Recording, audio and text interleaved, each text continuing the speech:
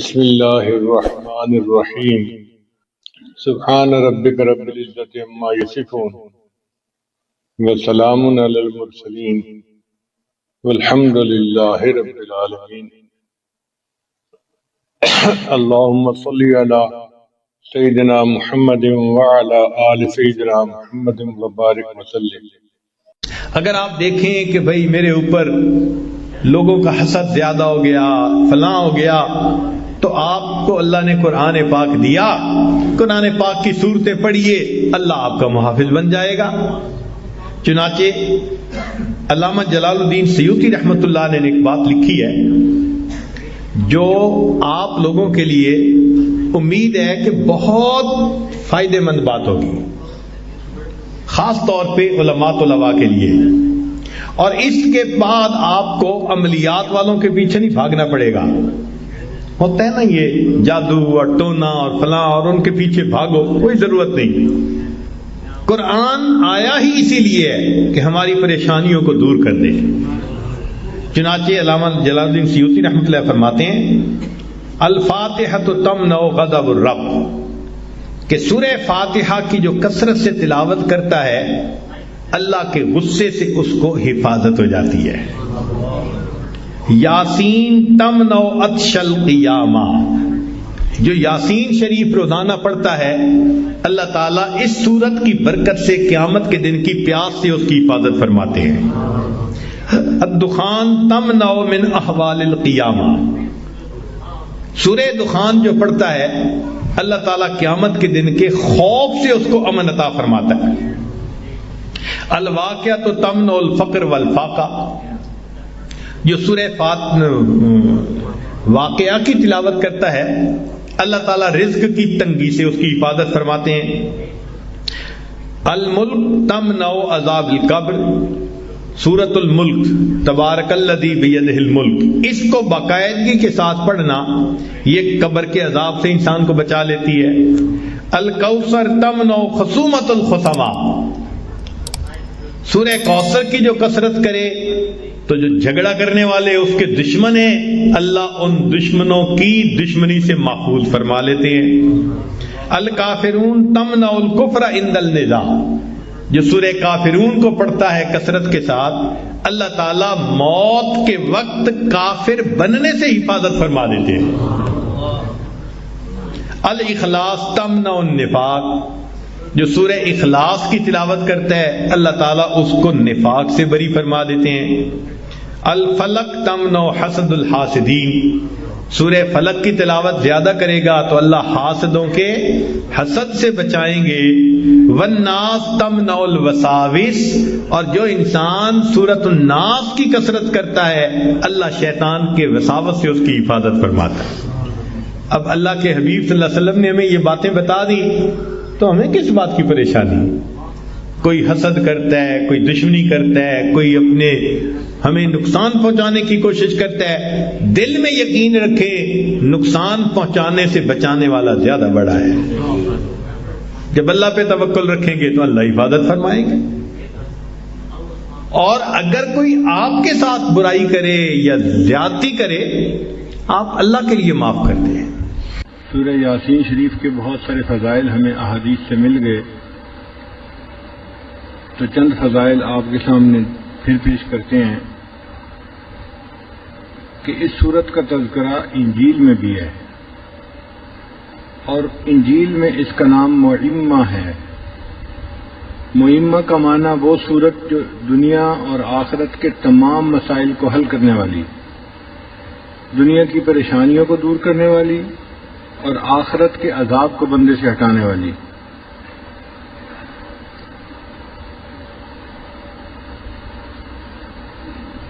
ابو ہریرہ عنہ روایت کرتے ہیں کہ نبی علیہ السلام نے ارشاد فرمایا کہ اللہ تعالیٰ نے آدم علیہ السلام کو پیدا کرنے سے 1000 سال پہلے سورہ یاسین اور سورہ طٰہٰ کی تلاوت فرمائی۔ فرشتوں نے جب سنا تو انہوں نے کہا وہ کتنے خوش نصیب لوگ ہوں گے کہ جن کے اوپر یہ قرآن اتارا جائے گا، وہ کتنے خوش نصیب سینے ہوں گے جن کے اندر یہ قرآن محفوظ ہوگا، اور وہ کتنی خوش نصیب زبانیں ہوں گی جو اس قرآن مجید کی تلاوت کیا کریں گی۔ فرشتوں نے بھی تعجب کا اظہار کیا.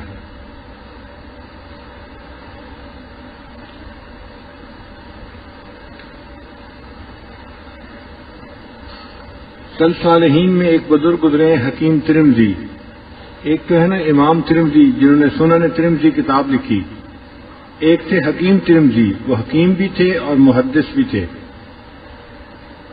وہ اپنی کتاب میں لکھتے ہیں کہ اگر کسی آدمی کو قساوت قلبی محسوس ہو کہ میرا دل سخت ہو گیا ہے تو اس کو چاہیے کہ وہ سورہ یاسین شریف کی تلاوت کرے.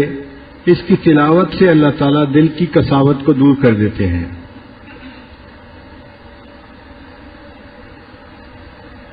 اور اگر اس طرح یہ مسئلہ حل نہ ہو تو وہ فرماتے ہیں کہ زعفران سے ایک برتن کے اوپر یہ سورت لکھ دی جائے پیالے کے اندر، اور اس میں پانی ڈال کر اگر اس کو پی لیا جائے تو وہ فرماتے ہیں کہ میرا تجربہ ہے کہ اللہ تعالیٰ قساوت قلبی دور کر دیتے ہیں، دل نرم ہو جاتا ہے. اگر قبرستان میں اس سورت کو پڑھا جائے تو جو قبرستان کے موتا ہوتے ہیں، مردے ہوتے ہیں، اللہ تعالیٰ ان کے عذاب قبر میں تخفیف فرما دیتے ہیں. تو جب لوگ اپنے والدین یا بڑوں کے قبور پر جاتے ہیں ایصال ثواب کے لیے تو سورہ یاسین کی تلاوت کر کے پڑھنا اس کا فائدہ زیادہ ہوتا ہے.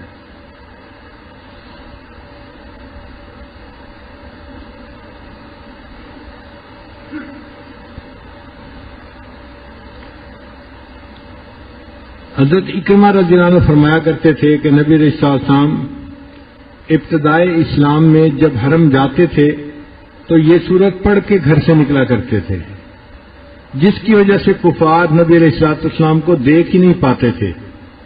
وہ آپس میں بیٹھ کے باتیں کرتے رہتے تھے، اگر ہم اس بندے کو دیکھ لیں گے تو ہم اسے زندہ نہیں چھوڑیں گے، ہم اس کو ایذا پہنچائیں گے، ہم تکلیف پہنچائیں گے.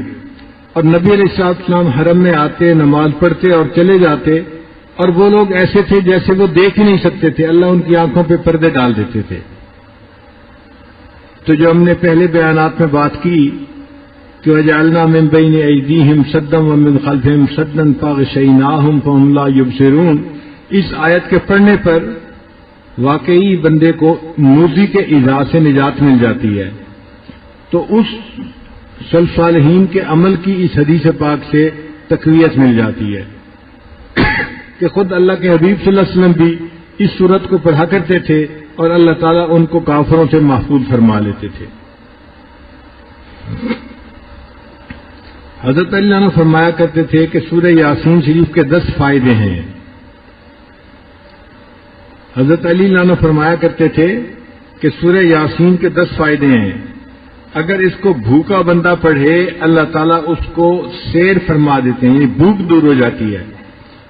کوئی سخت بھوک کی حالت میں پڑھے تو اللہ تعالیٰ اس سورت کے پڑھنے سے بھوک دور کر دیتے ہیں. اور کوئی بندہ سخت پیاس کی حالت میں پڑھے اللہ تعالیٰ اس کی پیاس کو دور فرما دیتے ہیں. اگر کوئی بندہ پھٹا ہوا لباس ہے اور اس کو نیا لباس چاہیے، وہ اگر اس سورت کو پڑھے تو اللہ تعالیٰ اس کو نیا لباس عطا فرما دیتے ہیں. اور اگر کوئی کنوارا اس کو پڑھے اور اللہ سے دعا مانگے اللہ اس کے لیے شادی کا انتظام فرما دیتے ہیں.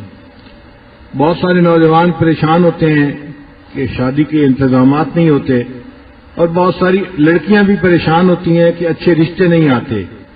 تو ان کے لیے کوئی اور عمل کرنے کی بجائے سورہ یاسین شریف کا معمول بنا لینا یہ بہتر ہے، چونکہ یہ حدیث پاک سے ثابت ہے.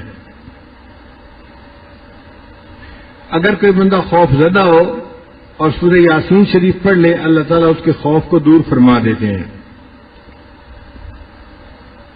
اگر کوئی بندہ قید ہو جائے اور قید میں سورہ یاسین کی تلاوت کرے اللہ اس کو قید سے رہائی عطا فرما دیتے ہیں.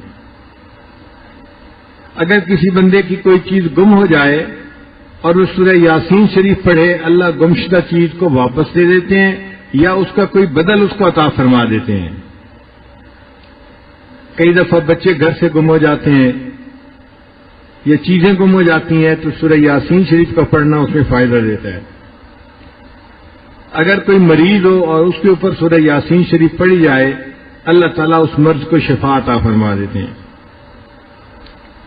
اور اگر مسافر اس کو سفر میں پڑھے اللہ تعالیٰ سفر کے دوران اس بندے کی مدد فرماتے ہیں. اور 10واں فرماتے تھے کہ اگر قریب الموت کوئی بندہ ہے اس کے قریب اس کو پڑھا جائے اللہ تعالیٰ اس کی روح کے آسانی سے نکلنے کا جو ہے وہ مہربانی فرما دیتے ہیں.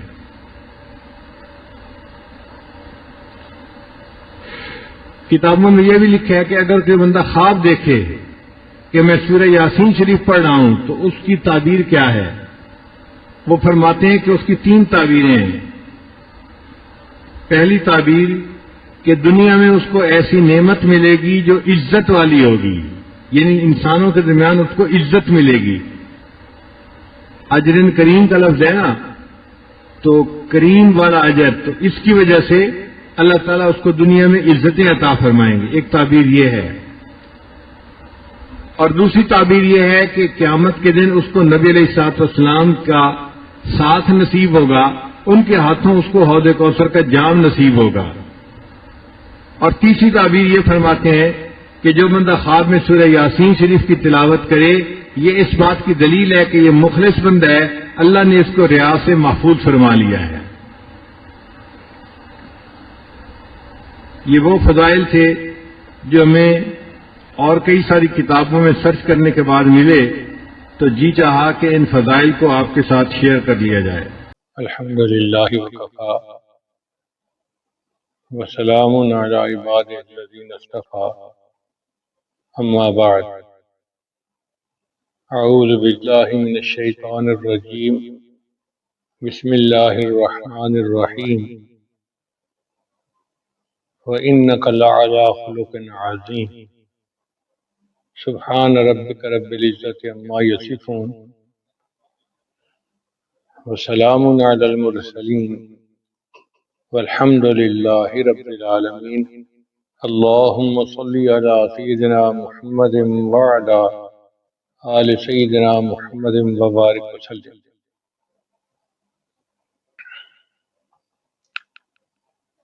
آج کل کے دور میں اکثر ماں باپ اپنی اولاد کی طرف سے پریشان نظر آتے ہیں. ٹیلی فون کرتے ہیں، خطوط لکھتے ہیں، خود آ کے آنسوں سے رو رو کے اپنی کہانیاں سناتے ہیں کہ بچوں نے تو ہمارے ناک میں دم کر رکھا ہے. تو ایک اہم عنوان ہے بچوں کی تعلیم و تربیت. تعلیم تو بچے اسکول میں پا لیتے ہیں، لیکن ان کی تربیت کیسے کرنی ہے یہ ایک مستقل عنوان ہے. اس کی مثال یوں سمجھیں کہ ایک پودا ہے خضرو، تو خضرو پودا دیکھنے میں بے ڈھنگا ہوتا ہے، بدصورت ہوتا ہے، اور اس کے اوپر پھول بھی اچھے نہیں لگتے. اور ایک پودا جس کا مالی ہوتا ہے، وہ مالی اس کی کانٹ چھانٹ کرتا ہے، وقت پر اس کو پانی دیتا ہے، کھاد دیتا ہے، تو یہ پودا دیکھنے میں بھی خوبصورت ہوتا ہے اور اس کے پھول بھی زیادہ بہتر ہوتے ہیں. یہی مثال بچے کی ہے کہ بچوں کو اگر چھوڑ دیا جائے تو اپنے طور پہ بچوں کی جو شخصیت بنتی ہے ان میں بہت بڑی بڑی کوتاہیاں آ جاتی ہیں. تو ماں باپ چاہیے کہ وہ بچوں کی تربیت کریں اور ان کو اچھے اخلاق سکھا کر ایک بہتر انسان بننے میں مدد دیں. چنانچہ بچوں کی ایک ہے جسمانی نشو و نما. تو جسمانی نشو و نما میں آپ یہ بات ذہن میں رکھیں کہ ایک کتاب ہے میری بہترین تربیت کے اصول، اس میں نے 11 ونڈوز کا تذکرہ کیا ہے. 11 میجک ونڈوز آف برین. فطری طور پر اللہ تعالیٰ نے بچے کے دماغ میں کچھ ونڈوز بنائی ہیں جو اپنے اپنے وقت پہ کھلتی ہیں. جیسے انٹروڈیوس باٹل ونڈو، دوسری ہے سلیپ ٹرین ونڈو، تیسری ہے سٹارٹ سالڈ ونڈو، چوتھی ہے سپی کپ ونڈو، پانچواں ہے لابی ونڈو، چھٹی ہے پیسیفائر ونڈو، ساتویں ہے چائلڈ سلیپ ٹرین ونڈو، اور آٹھویں ہے پوٹی ٹرین ونڈو، نویں ہے نیپ ٹائم ونڈو، اور 10ویں ہے ویل ٹریننگ ونڈو، اور 11ویں ہے بیتھ ونڈو کہ بچہ بیتھ حاصل کرنا کیسے سیکھتا ہے۔ اگر ہم یہ کام اس بچے کی اس عمر کے وقت میں کریں جب یہ ونڈو دماغ میں کھلی ہوتی ہے تو بچہ آسانی سے یہ کام کر لیتا ہے، ورنہ پھر ماں کو مشکل پیش آتی ہے۔ تو ایک تو آپ ان ونڈوز کو لکھ کے یاد کر لیں کہ کون کون سا ٹائم ہے، زبانی یاد ہونی چاہیے، اور بچے کو اس کے ونڈو کے ٹائم کے مطابق ہی آپ تعلیم دیں تو آپ کے لیے آسانی ہوگی، بچہ رجسٹ بھی نہیں کرے گا۔ اس کی مثال ایسے ہی ہے کہ جب بچے کو پیاس لگی ہوئی ہو اور آپ اس کو دودھ پلائیں تو بچے کو زبردستی نہیں پلانا پڑے گا، بچہ خود پیے گا۔ اسی طرح جب دماغ کی ونڈو کھلی ہوئی ہے تو بچہ اس وقت میں وہ کام آسانی سے قبول کر لیتا ہے۔ دوسرا ہے بچے کی پرورش کے اہم نکات، تو 10 نکات ہیں۔ پہلا نقطہ ہے بچے کو انتخاب کا موقع دیں، یعنی چوائس دیں۔ دوسرا پوائنٹ ہے کسی کام پر اصرار نہ کریں۔ تیسرا ہے اگر کوئی کام کروانا ہو تو مثال دے کر سمجھائیں۔ پھر چوتھا ہے کہ بچے کو سکرین دیکھنے سے منع کریں۔ پانچواں ہے بچے کی تعریف و تحسین کریں۔ ہر وقت ڈانٹ ڈپٹ کرتے رہنا، چیخ کر بولنا، یہ بچے کو الٹا بگاڑ دیتا ہے۔ پھر اگر کوئی کام کرنا ہو تو بچے کو شیڈول کا وقت بتائیں۔ اکثر ماں باپ کو دیکھا ہے کہ وہ خود پروگرام بنا لیتے ہیں اور بچے کو کچھ پتہ نہیں ہوتا کہ ہونا کیا ہے۔ پھر ایک پوائنٹ یہ ہے کہ کھانا مل کر کھائیں۔ کوئی بچہ اپنے کمرے میں کھا رہا ہے، کوئی دوسرے کمرے میں، کوئی صبح کھا رہا ہے، کوئی 2 گھنٹے بعد کھا رہا ہے، کوئی 1 گھنٹہ پہلے کھا رہا ہے۔ ایک نظم ہونا چاہیے اور اس ٹائم کے اوپر گھر کے سارے لوگ دسترخوان کے اوپر بیٹھ کر کھانا کھائیں، اس میں بچے کو کئی باتیں سیکھنے کو ملتی ہیں۔ پھر قیمتی چیزوں کو بچے کی پہنچ سے دور رکھیں۔ 9واں ہے بچے کے لیے باکردار نمونہ بنے، اور 10واں پوائنٹ ہے کہ بچے کو ہمیشہ محبت سے ڈیل کریں۔ بچہ جو ہے وہ تو ایک مولٹن میٹل کی طرح ہے، اس کو جس سانچے میں ڈھال دیا جائے بچہ ویسے ہی ڈھل جاتا ہے۔ بہت پہلے کا میں آپ کو ایک واقعہ سناؤں کہ ہمارے دوست تھے، وہ منگلا ڈیم کے چیف انجینئر تھے، تو ان کا تکیہ کلام یہ تھا کہ جیسے ہی فون اٹھاتے تھے تو کہتے تھے hello chief engineer Mangla speaking.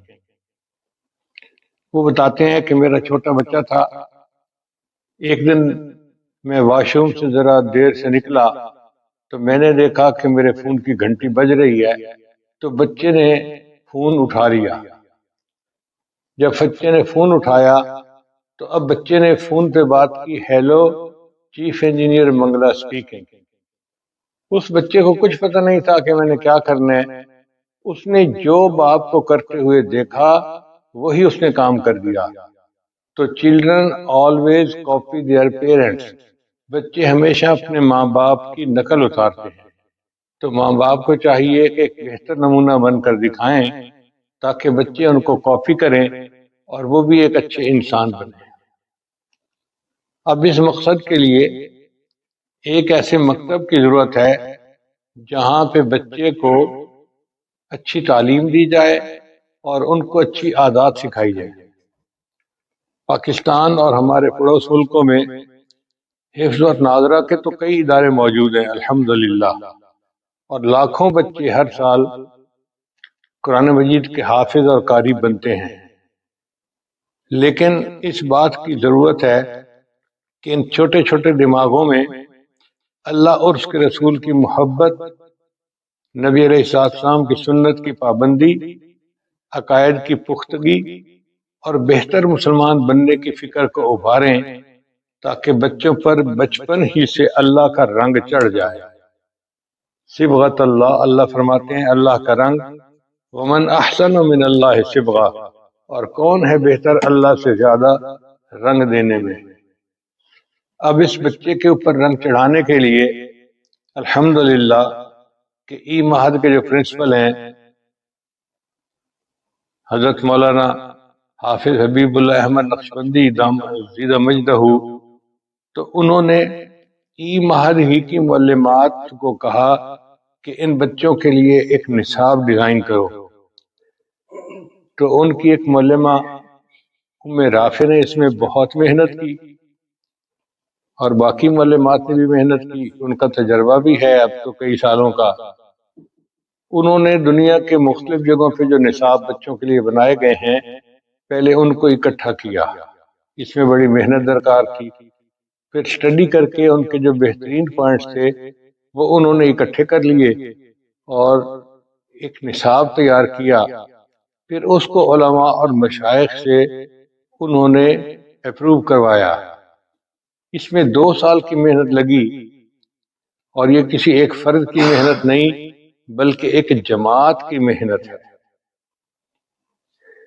پھر نصاب تیار ہونے کے بعد بچوں کے لیے ایکویٹیز بنانا، مضامین کو کتابوں کی شکل دینا، اور بچوں کے جو پسندیدہ رنگ ہیں ان کا انتخاب کرتے ہوئے نفیس خوبصورت انداز سے اس کو ڈیزائن کرنا، یہ بھی کام ای مہد ہی طالبات نے سر انجام دیا۔ اب اس تعلیمی نصاب میں مختلف مضامین ہیں۔ پہلا مضمون ہے قرآن مجید۔ اکثر ماؤں کو دیکھا ہے کہ وہ بچوں کو کبھی طوطے کی کہانی سناتی ہیں، کبھی مرغے کی کہانی۔ اس سے بہتر ہے کہ بچوں کو انبیاء کرام کی کہانیاں سنائی جائیں جو قرآن مجید میں موجود ہیں، جس کو کہتے ہیں قصص النبیین، اور ان کے ذریعے سے اپنی روزمرہ کی زندگی کو اٹیچ کیا جائے۔ دوسرا ہے تلاوت قرآن۔ اس مضمون میں بچوں کو تجوید کے ساتھ قرآن مجید کی تلاوت سیکھنے میں مدد ملتی ہے۔ تیسرا ہے حدیث مبارکہ۔ تو نبی علیہ السلام کی منتخب احادیث کو سیکھتے ہیں بچے، چھوٹی چھوٹی احادیث کو یاد کرتے ہیں اور ان پر عمل کرتے ہیں۔ پھر ایک مضمون ہے سیرت۔ اس کورس میں ہم اپنے پیارے نبی حضرت محمد صلی اللہ علیہ وسلم کی مبارک زندگی اور ان کی سنتوں کے بارے میں سیکھتے ہیں۔ پھر ایک مضمون ہے فقہ۔ تو فقہ میں سیکھتے ہیں بچے کہ اسلام کو روزمرہ کی زندگی میں عملی طور پر کیسے لاگو کیا جاتا ہے۔ ایک مضمون ہے تاریخ۔ تو اس مضمون میں ہم اپنے گزرے ہوئے ماضی کے جو بڑے بزرگ تھے، عظیم ہستیاں تھیں، ان کے بارے میں پڑھتے ہیں کہ اللہ کی مدد ان کے ساتھ کیسے تھی، وہ کیسے اصولوں کے پکے اور سچے لوگ تھے، اور کیسے کامیابیاں قدم ان کے چومتی تھی۔ پھر ایک مضمون ہے عقائد کا۔ چونکہ ہمارے عقائد کی بنیاد کا محیط ہے اللہ تعالیٰ تک پہنچنے میں اور اس کی محبت پیدا کرنے میں اس سے مدد ملتی ہے، تو عقائد بچے کے پکے کر دیے جاتے ہیں۔ اور ایک مضمون ہے اخلاق کا۔ اس مضمون کا مقصد بچوں کو سیکھنے، پیروی کرنے اور نظم و ضبط کے ساتھ زندگی گزارنے کی ترغیب دیتا ہے، جیسے کہ نبی علیہ السلام نے صحابہ کی تربیت فرمائی، ہر ماں اپنے گھر میں اپنے بچوں کی ایسی تربیت کرے۔ اب ای مہد میں اس کے اوقات کار ہوں گے۔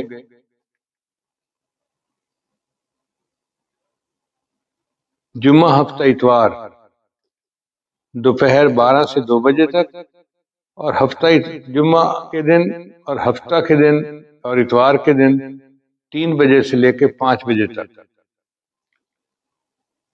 یہ فرسٹ بیچ ہوگا۔ دوسرا بیچ جو ہے وہ پیر اور بدھ اور جمعہ شام 5 سے 7 بجے تک، یہ یو ایس اے اور کینیڈا والے لوگوں کے لیے بہترین ٹائم ہوگا۔ پھر تیسرا بیچ ہوگا جو پیر بدھ اور جمعہ کے دن ہوگا، یہ شام 5 سے 7 بجے پاکستان کے بچوں کے لیے بہترین وقت ہوگا۔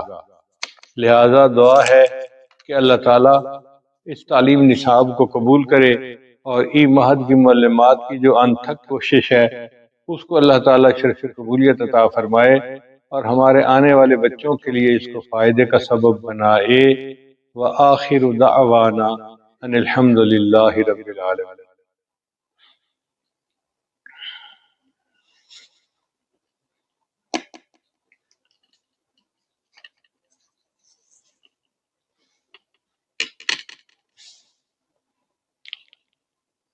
ابھی دعا سے پہلے ہم توبہ کے کلمات پڑھ لیتے ہیں، پھر انشاءاللہ دعا کر لیں گے۔ جو کلمات یہ عاجز پڑھے سچے دل کے ساتھ پیچھے پیچھے پڑھتے جائیے۔ پڑھیے بسم اللہ الرحمن الرحیم۔ لا الہ الا اللہ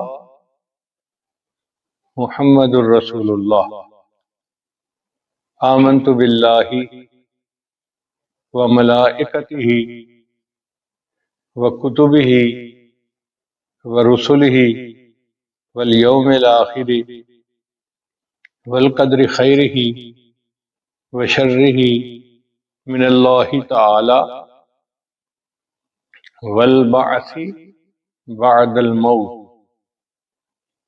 آمنت باللہ کما ہوا باسمائہ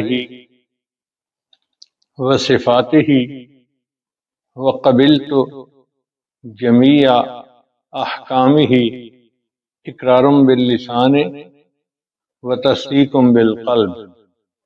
اشہد ان لا الہ الا اللہ واشہد ان محمدا عبدہ ورسولہ۔ استغفر اللہ ربی من کل ذنب واتوب الیہ برحمتک یا ارحم الراحمین۔ ان کلمات کو پڑھنے سے ہم تو طائب ہو چکے ہیں۔ چند معمولات ہیں جن کو باقاعدگی کے ساتھ کریں گے تو اللہ تعالیٰ دل کو منور کریں گے۔ پہلا عمل ہے 100 مرتبہ استغفار صبح شام پڑھنا۔ دوسرا ہے 100 مرتبہ درود شریف پڑھنا۔ تیسرا ہے قرآن مجید کی تلاوت روزانہ کرنا، ایک پارہ پڑھیں یا آدھا پڑھیں ضرور۔ چوتھا ہے چلتے پھرتے ہر وقت دل میں اللہ کو یاد کرنا، اذکار ول دل یار ول۔ اور پانچواں ہے مراقبہ۔ مراقبے کا طریقہ بہت آسان ہے۔ جب نماز پڑھ کے فارغ ہوں تو تھوڑی دیر کے لیے آنکھیں بند کر کے اللہ سے لو لگا کے بیٹھیں کہ اللہ کی رحمت آ رہی ہے، دل میں سما رہی ہے، دل کی ظلمت اور سیاہی دور ہو رہی ہے اور میرا دل اللہ اللہ اللہ بول رہا ہے اور میں سن رہی ہوں۔ انشاءاللہ جب باقاعدگی کے ساتھ یہ مراقبہ کریں گی صبح شام 10-15 منٹ تو آپ کے دل میں اللہ کی محبت بڑھے گی اور اس کی لذت کو آپ خود محسوس کریں گی۔ میری دعا ہے اللہ سب کو اپنے مقبول بندوں میں شامل فرمائے۔ وآخر دعوانا ان الحمد للہ رب العالمین۔ دعا کر لیجئے۔ سبحان ربی العلی الوہاب، اللہم صلی علی سیدنا محمد وعلی آل سیدنا محمد وبارک وسلم۔ اے رب کریم، ہم آپ کے عاجز مسکین بندے ہیں، ہمارے گناہوں کو معاف فرما، خطاؤں سے درگزر فرما، عیبوں کی پردہ پوشی فرما۔ پروردگار عالم، بچہ پریشان ہوتا ہے ماں باپ کی طرف دوڑتا ہے اور بندہ پریشان ہوتا ہے تو پروردگار کی طرف لوٹتا ہے۔ اے بے کسوں کے دستگیر، اے ٹوٹے دلوں کو تسلی دینے والے، اے خالی جھولیوں کو بھر دینے والے، میرے مالک ہماری خالی جھولیوں کو بھر دیجئے، رحمت کا معاملہ فرما دیجئے، کرم کی نظر کر دیجئے۔ اللہ پریشانیاں دور کر دیجئے، بیماریوں کو شفا میں تبدیل فرما دیجئے۔ اے اللہ نیک مرادیں پوری کر دیجئے۔ میرے مالک ہم جائیں تو کہاں جائیں، مانگے تو کس سے مانگیں، آپ کے سوا کوئی حاجت روا بھی نہیں، کوئی اور مشکل کشا بھی نہیں۔ ہماری ان دعاؤں کو اپنی رحمت سے قبول فرما لیجئے۔ اللہ ہمارے اٹھیاتوں کی لاج رکھ لیجئے۔ میرے مالک اس مسکین کے پاس تو دینے کے لیے دعائیں ہیں، مگر آپ کے پاس تو دینے کے لیے کائنات کے خزانے ہیں۔ اے اللہ کائنات کے خزانوں کے دروازے کھول دیجئے اور سب کی جھولیاں بھر دیجئے، سب کی مرادیں پوری کر دیجئے، ہمیں در در کے دھکے کھانے سے بچا لیجئے۔ اللہ ہماری بے بسی اور بے کسی پر رحم فرما، ہماری بیچارگی پہ ترس کھا لیجئے اور ہماری دعائیں قبول فرما لیجئے۔ اللہ دنیا آخرت کی ذلت سے بچا لیجئے۔ ہم نیک بننا چاہتے ہیں، ہمارا نفس اور شیطان اس میں رکاوٹ ہے، ہمارے نفس امارہ کو نفس مطمئنہ بنا دیجئے اور شیطان بدبخت سے ہمارا پیچھا چھڑا دیجئے۔ جس طرح آپ نے آسمان کو زمین پر گرنے سے روک دیا، شیطان کو ہم پہ مسلط ہونے سے روک دیجئے۔ اللہ ہماری ان دعاؤں کو قبول فرما لیجئے۔ کریم آقا، نہ ہمارے پاس روپ ہے، نہ رنگ ہے، نہ یار کو منانے کا ڈھنگ ہے، ہم جائیں تو کہاں جائیں، مانگیں تو کس سے مانگیں۔ پروردگار عالم، ہماری ان دعاؤں پر اپنی رحمت سے ہماری ان دعاؤں کو اپنی رحمت سے شرف قبولیت عطا فرما دیجئے۔ اللہ، جو آپ کے در سے خالی اٹھتا ہے پھر اس کو دینے والا کوئی دوسرا نہیں ہوتا۔ اللہ، ہمیں بار بار اپنے گھر کا دیدار عطا فرما، اپنے پیارے حبیب صلی اللہ علیہ وسلم کے در کی حاضری قبولیت والی نصیب فرما، اولاد کے غموں سے محفوظ فرما، اولاد کے دکھوں سے محفوظ فرما، اولاد کی پریشانیوں سے محفوظ فرما۔ پروردگار عالم، ماں کے دل پر جب کیا گزرتی ہے جب بچی راستے سے بھٹک جاتی ہے، اور جب بچہ بڑا ہو کر باپ کے منہ پہ جواب دیتا ہے تو باپ کا دل کتنا کٹتا ہے، آپ جانتے ہی ہیں۔ اللہ مہربانی کر دیجئے، ہمارے بچوں کی اچھی تربیت فرما دیجئے اور ان پھولوں کو ہمارے آنکھوں کی ٹھنڈک بنا دیجئے۔ ہماری ان دعاؤں کو اپنی رحمت سے قبول فرما لیجئے اور ای مہد کی معلمات کی جو محنت ہے، اللہ اس کو قبول فرما اور اس کو پوری امت کے لیے ہدایت کا ذریعہ بنا، فائدے کا سبب بنا۔ ہمارے اس ملک کو اللہ دین کا قلعہ بنا اور ہمیں یہاں شریعت و سنت کے مطابق زندگی گزارنے کی توفیق عطا فرما۔ اے اللہ، بد امنی کو امن میں تبدیل فرما، بدحالی کو خوشحالی میں تبدیل فرما، پوری امت، پورے اس ملک کے بچے کو، نوجوانوں کو نیکی والا بنا۔ جو ہمارے ملک کے دشمن ہیں، اللہ ان کو ہدایت عطا فرما، اور جن کی قسمت میں ہدایت نہیں ان کو چن چن کے دفع دور فرما۔ مدارس عربیہ کی حفاظت فرما، جو علماء دین کا کام کر رہے ہیں ان کی زندگیوں کی حفاظت فرما، جو مانگا وہ بھی عطا فرما، جو مانگنا چاہیے تو نہیں مانگ سکے وہ بھی عطا فرما۔ ہمارے والدین عزیز اقارب جو دنیا سے فوت ہو چکے، اللہ ان کی بخشش فرما، اور جن کی آپ نے بخشش کر دی ان کو قرب کے اعلیٰ ترین درجات عطا فرما۔ اے اللہ، ہمارے گھر کا بچہ رافع ہے، اس کی نانی کی والدہ فوت ہو گئی، اللہ اپنی رحمت کے ساتھ ان کی بخشش فرما اور ان کو قرب کے اعلیٰ ترین درجات عطا فرما۔ ربنا تقبل منا انک انت السمیع العلیم، تب علینا انک انت التواب الرحیم۔ صلی اللہ تعالی علی حبیبہ سیدنا محمد وآلہ واصحابہ اجمعین برحمتک یا ارحم الراحمین۔